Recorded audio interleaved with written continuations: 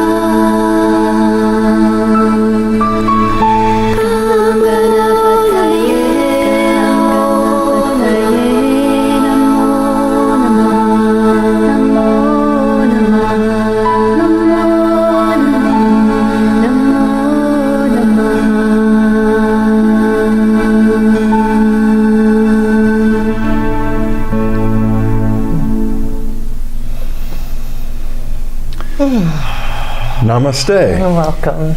Welcome to our weekly online satsang.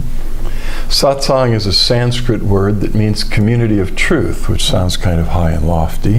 But really it refers to a gathering of people on the spiritual journey, the spiritual path of awakening and transformation. When we come together, two or more of us, we have a satsang.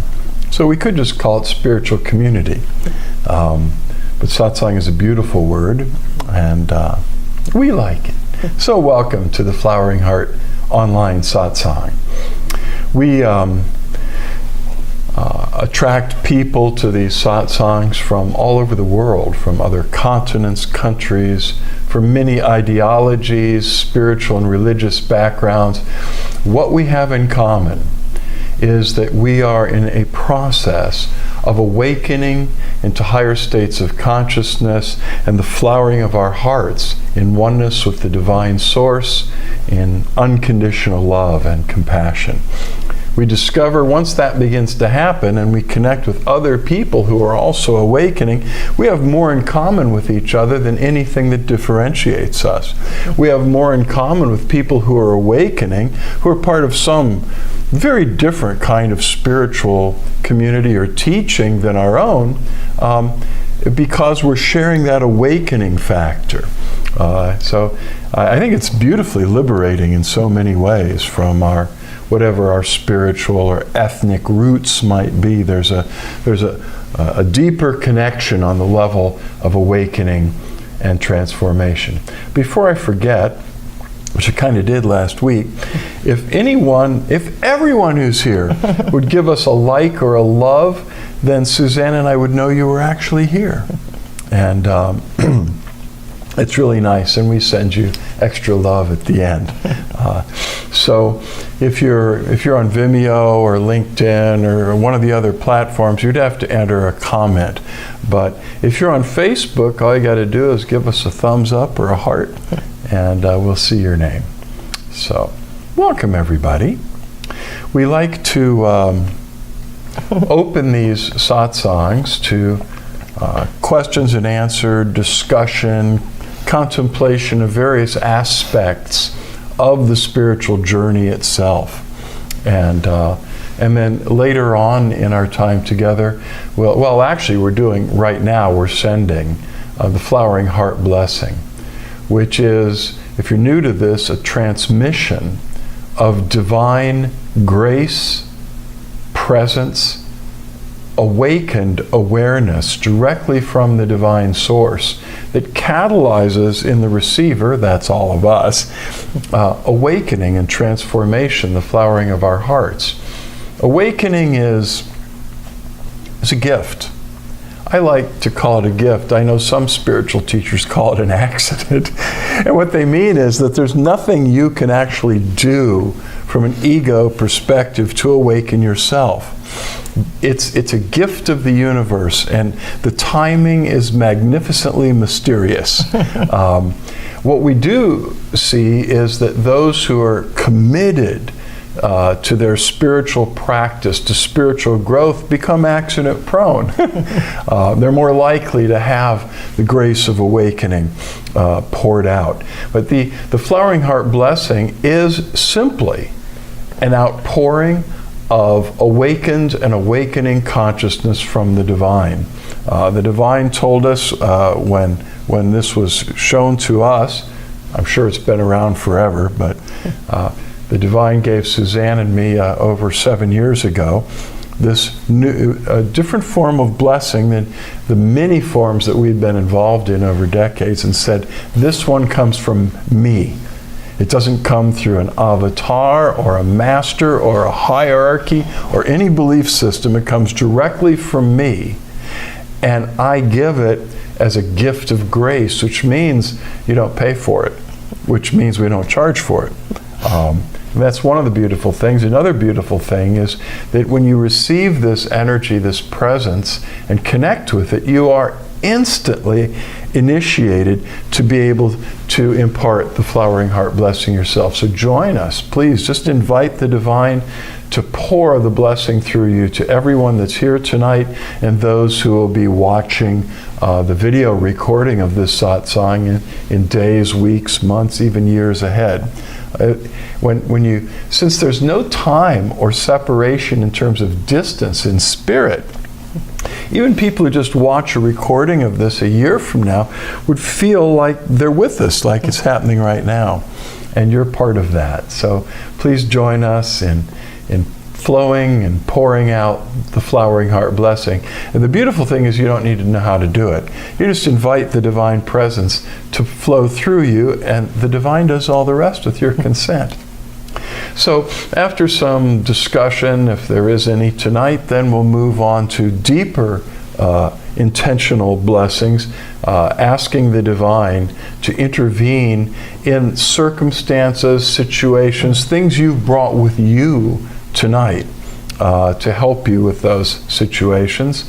And then we'll conclude with the open eye light blessing at the end. So let's see what we've got. Tristan says, why is sleeping pattern different after getting blessings? I wake up faster in the morning and don't have deep dreams. Well, that's nice. Yes, receiving blessings can affect, for sure, your sleep patterns. You say you wake up faster in the morning. There's more clarity. Not just receiving blessings, but actually effective forms of meditation when it's really working in you. I learned over 50 years ago from my master that one of the benefits of a meditation practice, and receiving and giving blessing is a meditation practice, is that you need less sleep. Our brains build up debris. Just like our bodies need to eliminate toxins, and that's why we go to the bathroom, and that's why we sweat and different things where our bodies exude the toxicity that builds up through just normal life. Well, our brain activity has a similar aspect to it. And when we dream, the brain is just randomly, and you may have noticed that, there are great dreams where there's clarity and focus but most of our dreams, human dreams, are just a sort of chaotic rambling and unloading of the cerebral cortex of all this extraneous material. And we need to do that. It happens during what are called REM cycles, which means rapid eye movement. But there are different levels of sleep. There is deep, dreamless sleep, and there is dream-filled sleep, where the eyes are moving rapidly under the closed eyelids. There may be spontaneous physical movements. Probably most of us have seen the dog lying there asleep, running, or kicking its feet. They're in REM sleep when that's happening. And the brain, a REM cycle lasts around 90 minutes. And so it's been said that we need at least one of those every day to not become sort of toxic-brained, to go crazy. We need these times of rest, and we need these times of unloading of unnecessary cognitive material. So, okay, back to the question. When you meditate, there can be a very rapid and deep releasing of that cognitive material, because in the kinds of meditation I like, there's so many kinds and they're all great, but you're just like allowing the subconscious material, it just comes up and discharges like springs releasing. And so if you do that once or twice a day, deeply and effectively, you don't need as much sleep. And when you do sleep, you would tend to have more of that deep sleep where there isn't chaos dreaming going on, except for lucid intentional dreaming, which is a whole different thing. So it's beautiful that you notice that, and that would suggest keep getting blessings. But also integrate, and you can give yourself blessing, but you can also just sit and invoke the presence and just spend time resting in the presence. I think that's a great description of meditation, resting in the presence. So whatever works for you to get to that place of just letting go, make that a part of your life. The Zen master said, you should meditate at least 20 minutes a day, unless you don't have time. And then you should meditate 2 hours, or whatever. But it's not that hard to start with 10 minutes. And it feels so good. For most of us, it's recommended 20 minutes at least, because until we're rather developed in meditation, for most of us, it takes about 20 minutes to just sit there, breathe, relax, and let go, and enter into that flow of consciousness. You want to add to that? Yeah. I've noticed over the last several years that I've been more conscious of taking meditation to everyday tasks, and just whatever I'm doing and being as present in the present moment as possible. Have to remind myself or gently go back to that when I get caught up in thoughts or the mind. And I've noticed a huge difference in my sleep. I used to have action-packed adventure dreams that I would wake up and go right back into, and they'd have a beginning, middle, and end. They could have been made into like thriller movies, And the last several years, I've noticed a huge decline in my dreaming. And like Michael said, I think it's because I'm not having to process all the stuff from the day, because I'm attending to things as they come up. And I'm not so much in my mind anymore, so it doesn't have that much material to process. So I found that, the blessings really, really do help with our sleep cycles and our peace of mind, and being able to stay in a place of unconditional love and peace throughout the day. I did first notice it though through my dreams and my sleep patterns, and then it's just started to deepen more and more throughout the day. So yeah, really great job noticing that. That's a big thing.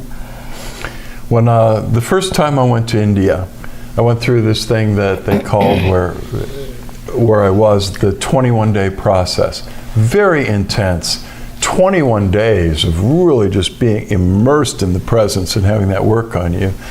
And a lot of us have heard in different teachings and workshops that it takes 21 days to break a habit or to instill a new one. Well, anyway, when I came back from India the first time, after going through that process and spending another month or so in a thatched roof hut out in the middle of nowhere, regaining my enough normalcy to come home, for months afterwards, I noticed I wasn't dreaming. And one of my friends who'd been involved in these processes for a number of years said, that's a very good sign. When I guess I went through such a clearing initially in India that I didn't have all that toxicity to flush every night. I've had plenty of opportunities since to dream. The brain is a living organism, and which reminds me of someone reached out to me after last week and suggested some possibilities to sort of stir things up on Monday night, and he's been a spiritual friend for a number of years, and a really beautiful being. And he said, it's not your job, Michael, just to move people into higher states of consciousness. It's also your job to help people grow in higher, more integrated stages of human evolution, of cognitive development, aesthetic development, moral and ethical development. There are a lot of different lines of human development. And moving into higher states is just one aspect. And this explains so much because in some of the Western tradition, it talks about four levels of consciousness. Gross, which is where we all start. Subtle, which is pretty cool. We begin to notice a subtle level. And then causal, where we really begin to tap into some of the powers of consciousness. And then non-dual, which is where everyone wants to go. No separation, unity, oneness with all that is. And that's great. And I think that a lot of what we're doing here on Monday nights is actually to help people move into non-dual oneness, consciousness. And this is a great place for that. These other lines of human evolution and development, though, are very important. You may have heard me say before that and this fits into, and this friend suggested that the first sort of topic that you might introduce to the group is where and when were you ever disappointed by the spiritual journey? And when I shared it with Suzanne, I said, when have I not? It's like, but let me explain. We have a lot of expectations, I think, in the beginning. And a lot of the spiritual journey is to let go of our expectations, accept that it's all going to be well, it's all going to be okay, and we can let go. But we have all these ideas in the beginning. And my initial disappointments, and through the years, one of the disappointments was I always expected, because of early peak experiences, that the spiritual journey would lead progressively into a permanent peak state of absolute ecstasy and bliss. And gee, it doesn't. There are all these there are peak states, there are bummer states. There are times when we're elated and celebrating, and there are times where we're grieving and we're sad and we're hurt. All of this is part of human experience. It's all part of awakened consciousness. Awakened consciousness doesn't resist experiencing whatever's happening in the present moment and embraces it without resistance. Well, that's disappointing. I thought that as I grew spiritually, there would be fewer sad moments, that there wouldn't be things happening to cause me grief, that things would go more and more my way. Well, again, the spiritual journey is a lot about releasing expectations and openness to the wonder and the unknown of what's happening right now and what's about to happen. Another thing that I found really disappointing was that I thought that masters in very high states of non-dual consciousness would be like perfect saints and stuff. And I found I was so disappointing when I had this teacher. Was an amazing Chinese teacher, and in very high state of non-dual consciousness, oneness with everything around him.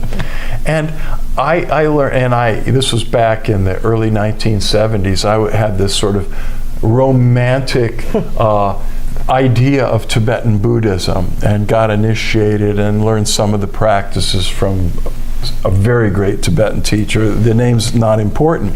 But when my Chinese Taoist teacher heard that I was hanging with a Tibetan, he got really upset and was like, no, we don't hang out with the Tibetans. That's like, why not? Well, it took me some study to find out that long ago, one of the emperors, imperial courts of China, was Mongol.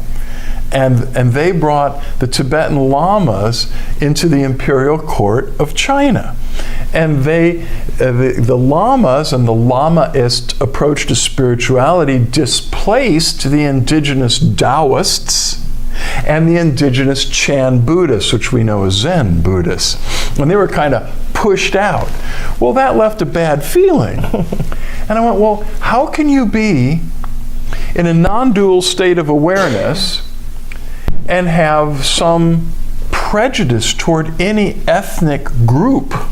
or as it turns out, there are all these lines of human development. We also saw in the 60s and 1970s and 80s spiritual teachers considered to be masters of meditation, masters of moving into and abiding in non-dual awareness, who had no sexual morality.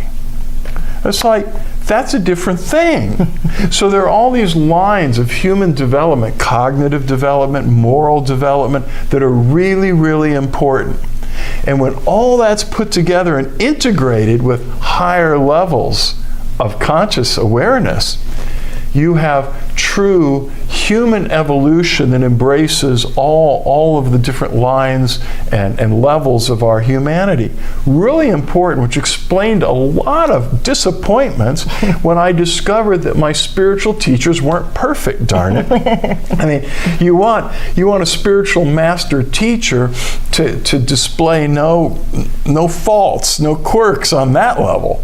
And yet, so for me, that was one of my big disappointments, is to find out that you can be in a very high state of consciousness and still be a human with faults and idiosyncrasies and a need to develop beyond some limitation about attitudes about men and women, or mythic membership that the group or the religion that you belong to is somehow better than another, better than the Tibetan, and so there are all these levels of growth, and I'm going to point to where you might look for that, because I get it, and I know that we need to evolve to higher levels of human development in lots of areas. I have very awakened friends who see the world really differently when we talk, if we get onto the subject of politics. Oh my God, it's, and people I respect, people with real, I don't know, they got real something going on spiritually, but seem to need to grow on various levels to get unstuck and see the bigger picture. That's not primarily, though we keep touching on it, what we're doing on Monday nights. How did you put it? What we're doing on Monday nights. We're here to give people a break from day-to-day lives and just have, some spiritual topics to kind of chew on and mull over throughout the week, and to rest in the presence and to be surrounded and bombarded just with that peace that passes all understanding. So it's kind of like a take an hour to yourself kind of thing.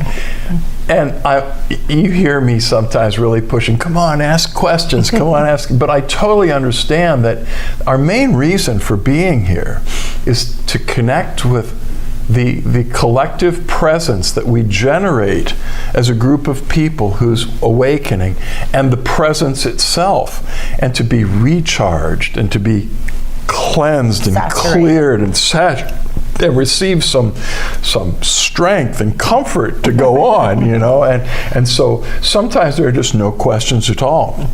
And I suspect we're all just like drinking it in. It's funny, last week when I couldn't think of anything to say either, we had our Wednesday night in-house Satsang, our meeting, and there was this really great guy that was here, and he started throwing things out that he had been musing over, and it reminded me of all of the meditations that I had gone through during the week. It was amazing, and he was pulling out what I had been contemplating, and just a different way, but it was still the same contemplations. And that's, I think, one of the beautiful things when people ask questions on Monday night or bring up topics on Wednesday is we can all see each other in it. We can all see that, we have room to continually grow and to do the inner work. And the more that we tap into that grace and the blessings, the easier it is to get the aha moments of, like, I'm not dreaming very much anymore. Or somebody may be sitting out there right now going, wow, I dream a lot. Maybe I should take up a meditation practice. You know, we're all going to have a response to the questions and the answers that feed our souls and feed our spiritual growth and our spiritual process. Because I know a lot of times whatever comes up on Wednesday seems to come up on Monday. So there's this collective field of people going through very similar things. So Tristan asked another question about dreaming, which we will come back to in just a moment. But I said I would point to where you might go to work on these lines of human development. And he's not everyone's cup of tea. Nope. But Ken Wilber is probably the most brilliant spiritual philosopher alive on earth. And that's recognized by many, many great illuminated spiritual teachers, from enlightened monks to Zen masters to lots of people you know. Worber is incredible, and he's mapped out a lot of these lines of human development, and he's actually starting a new workshop, it's not too long, called Evolutionary Dynamics. I thought, ED, that's a strange. I would have picked something else as an acronym, but okay. And it will really, if you're new to that, help you look into it. There's something called spiral dynamics. And it sort of looks at the evolution of human consciousness from magical, you know, and primitive people are so magical. In a lot of indigenous Aboriginal people have this amazing relationship with nature, but our evolution doesn't mean going back to that. I wouldn't call that primitive. I think they've got more going on than we do. Prime. Primitive. Yeah, I know. It's true enough. So that word, I just didn't find another one at the moment. But that evolves into like something that is, that's very archaic and magical, and it evolves into mythic membership, that your whole identity is rooted in the group you belong to, the clan, the tribe, the religious group. And then that expands into a more rational point of view. I'm not saying people are irrational that are totally devoted to what I called primitive, sort of earth-based spirituality. But as we evolve, we move from that to a more ethnocentric awareness, but we can't stop there. So then we evolve into a more rational point of view. But we can't stop there because the mind doesn't get it either. So then there's the green level of pluralistic, where we sort of we embrace lots of different points of view and bring it all together. And then there's turquoise and indigo and clear. It's really interesting stuff. This what's called spiral dynamics, which Wilber has sort of brought into his work with human evolution. So if you're interested, look toward that direction. You might pick up an interesting, just to find out if your mind even works this way. But integral spirituality, I think, is a real peekaboo into some of the things we've just been talking about. It's not a tremendously long book. You might not get past the first 2 pages, and you might just fall in love with it, and it might be an open door to all kinds of insights about adjuncts to your spiritual practices to move into higher states, to work on other lines of development in your life that bring it all together in an integral, coherent way. Okay, done with that. Well, and if you can't get through it, don't feel bad. I could not. And I had picked up an old Shirley MacLaine book from the thrift store. And I was reading that while he was reading Wilbur. And Michael would say, oh, he just said this. And I said, oh, a few pages back, Shirley said that. But through telling a story, you know. So for me, my brain doesn't work as beautifully as Michael's does in being able to take all these pieces and put it together in a simplified form. I need it more spelled out for me. Well, okay. All due love and respect for Shirley MacLaine. She might not be the same level of brilliant genius philosophical mind as Ken Wilber, but some of us are not greatly nourished by brilliant philosophical minds, right? But he's created a framework whereby scientists and literary geniuses and mystics and people that used to not understand each other so well can actually put their pieces together. So, yes, Tristan, Ken Wilber. So, enough said about Ken. Love Ken, moving along. Tristan's second question was, so what's the difference between no dreams and lucid in terms of our awakening, where we are spiritually? Well, first of all, I don't think that no dreams mean that you're in a particularly high spiritual state. It means you're in a very, very deep state of relaxation. If we were to talk about brain waves, normal consciousness for most people is in the realm of beta brain waves. It's a fast frequency where conflict and tension and intellectuality and reason and all that's happening. As you relax and let go, that 20 minutes I said that it takes for most people to just relax, the brain waves slow down into alpha. Alpha brainwave states are very just kind of flowing with it. It's nice. Okay, but if you go deeper, you hit theta waves. Now, theta waves are even slower than alpha, but interestingly, in the realm of theta waves is spontaneous imagery, visionary experience, dreaming, lucid dreaming, but all of that's happening in the realm of theta. It's not awake consciousness, and it's not simple alpha that's just flowing along. It's some real interesting stuff. And theta, it takes you deeper into the visionary realm, where in that place, that's where lucid dreaming, I believe, would be occurring. Now, if you relax even more, you slip into delta. Delta's almost a flat line. In delta wave consciousness, and these are actual brain wave frequencies that can be measured, in delta, there are no thoughts. There are no dreams.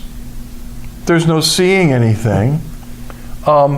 So there are various ways you could end up in delta for periods of time. That doesn't mean that we're awakened. That was another disappointment. Since we're on the subject of I was doing cutting edge research in altered states of consciousness and biofeedback in the early 1970s at a university in California. And we were getting EEGs, these great machines with electrodes, and we were training ourselves and others how to enter these exalted brainwave states, how to get out of beta and drop into alpha, how to go into theta, and with all this spontaneous imagery, how even to get into delta, no thought, and still be conscious, which is really cool. And we did all that, and we also learned to increase the amplitude of certain brain waves and certain parts of the brain that mirrored what we were measuring in enlightened masters. We figured we had this down. I mean, if Zen masters had a certain amplitude of alpha waves in certain parts of the brain and we could train that, we were going to be enlightened too, right? No. So here we are producing all these brainwave states, and we weren't more awakened than the next guy. And I went to my mentor, a very brilliant guy, and I said, we're duplicating the brainwave states, the amplitude and frequency of masters that we've been measuring in enlightened states, and we're not enlightened. And he said, yeah. He said, we never said those brainwave states were enlightenment. They are access points. They're like doorways that could. So, okay, the difference between no dreams and lucid is pretty obvious. I think lucid dreaming is a whole yoga form that the Tibetans and some shamanic traditions have developed to an art. I've known people who are highly developed in lucid dreaming, which means you are aware that you're asleep. You are aware that you're dreaming. And depending on what you're doing, you can actually control the dream and direct it. Now that's cool and can lead to certain powers, magical ability. So I've met people that have that and they aren't enlightened either.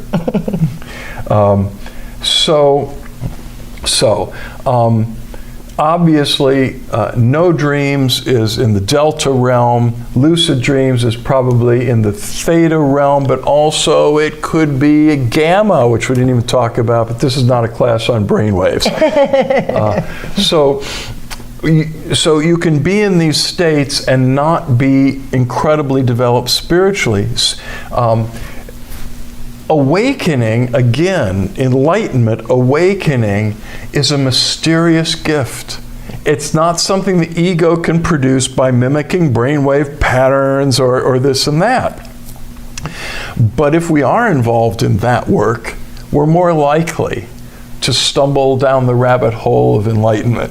I think for me, probably one of the biggest aha moments was when we started, really entering into that we're already awakened. It's already there. We've got it all inside. We've got the divine inside. We've got everything there, but we get so caught up with charges and programs in day-to-day life that we forget that. And so awakening for me has been a lot more fun when I realize when I'm not in the present moment and I can slowly go back or quickly go back into the present moment and be with what is, whatever it is, whether it's good, bad, happy, sad, whatever. And trying to be out of the mind and the ego as much as possible. And then when I am in the mind and the ego, to again catch it and go, oh, wow. Be sure to laugh. Yeah. Don't get all gloomy. Right. So that was really, really helpful for me.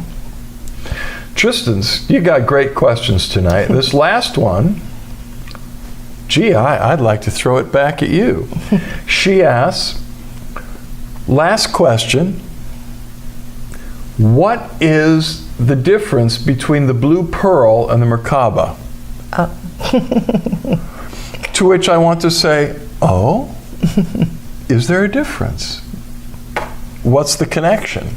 I mean, the blue pearl is something, an experience that I first encountered as part of the Siddha Yoga movement when I received Shaktipat from Baba Muktananda, which was incredible. But without getting into all of that, one of the things that happens as the Kundalini unfolds in some of the Siddha traditions is that there's this vision of a blue pearl, a brilliant blue pearl in the center of your consciousness.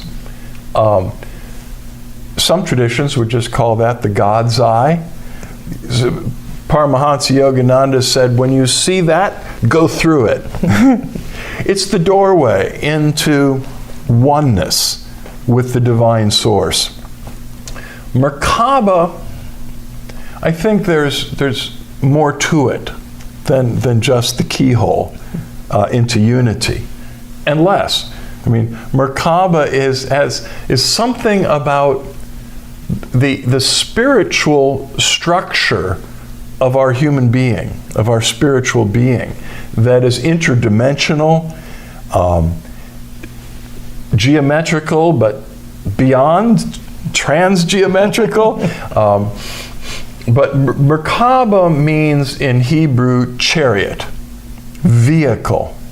And so the Merkaba is our diamond body form, which is able to move through dimensions and worlds and realms of consciousness, which is pretty lofty stuff. Usually when we're talking about the blue pearl, we're talking about a portal of linking and an absorption into oneness with the divine itself.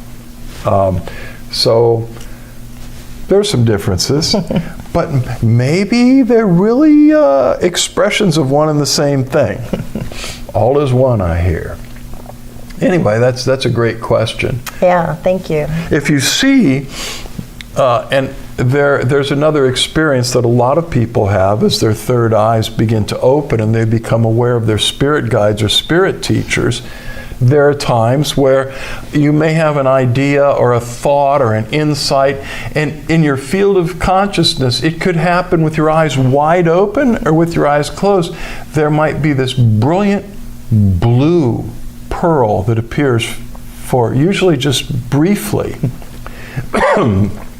That is usually a light being or a spirit teacher, an angel, a deva, a divine being that's bearing witness, giving you a like, ding. The blue pearl isn't exactly that. It's this doorway into oneness with God that opens at the center of your being when the Kundalini reaches its highest states of unfolding. Whew. God, we touched on a lot tonight. Yeah, great. Okay. It's really great. And that is the last question for tonight anyway.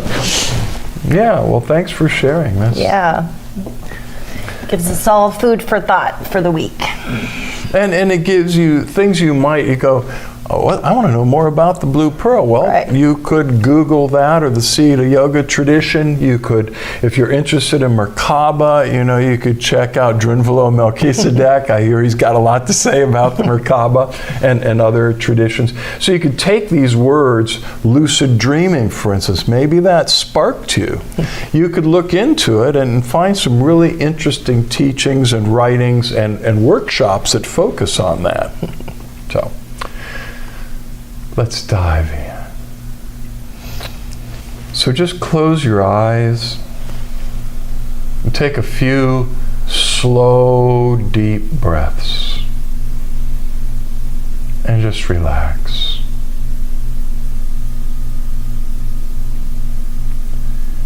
And open your heart to the presence. Invoke the presence who dwells within you at the center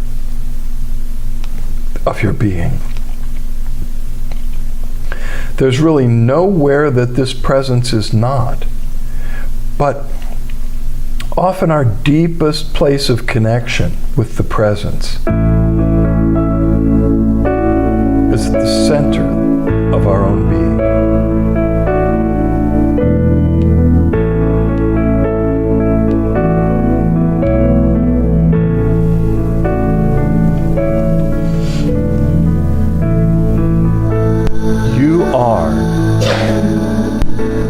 Absolutely connected with the divine presence. There's no separation or distance at all. That's the illusion that we awaken from, part of it. In the presence, we live and move and have our being as if everything that we experience, everything, is floating in a vast ocean of pure light, pure life, pure love. That's the presence. And it yearns for you to experience union with itself more than you do. And it's all powerful and all wise and all loving, unconditionally loving. All we need to do is consent. Allow the divine to draw us in to its own center and melt us into oneness.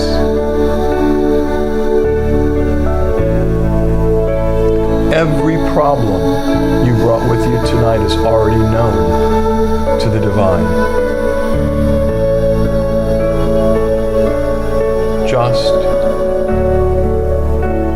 ask the divine to help you and let it go. Just receive the grace that's pouring out to you, to awaken you, to free you from suffering,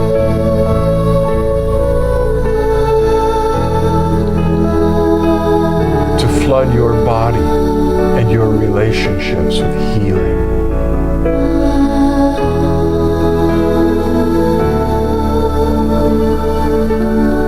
Just receive it.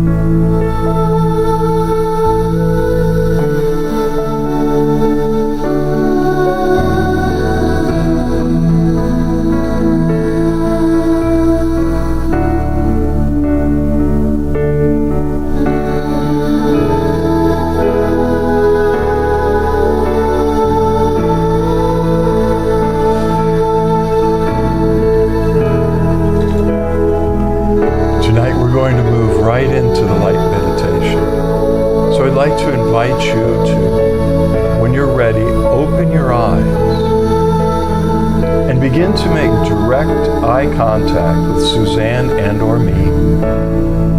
As we dive into the light meditation together, Suzanne and I are flooded with oceans of divine grace that pour through every fiber of our being to you, especially through our eyes.